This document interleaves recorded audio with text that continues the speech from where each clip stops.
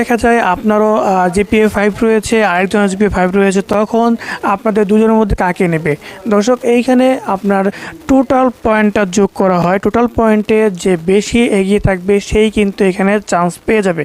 So আপনার college ভর্তি যাতে মিস না হয়ে যায়, প্রিয় দর্শক, ভালো একটা তো কলেজ যাতে আপনি পেয়ে যান, সেই ক্ষেত্রে আপনাকে যে কাজটা করতে হবে, আপনার নিজের পয়েন্টটা দেখতে হবে এবং আপনার গভর্নমেন্ট থেকে যে লিস্টটা দেওয়া হয় যে কোন কলেজে কত পয়েন্ট নেবে, এটা দেখার জন্য প্লে স্টোর থেকে এসএসসি রেজাল্ট 2024 একটা অ্যাপ রয়েছে। এখানে সকল ইনফরমেশন আপনি খুব ইজিলি পেয়ে যাবেন। সেইখান থেকে দেখে তারপরে কিন্তু আপনি কলেজ চয়েস দেবেন।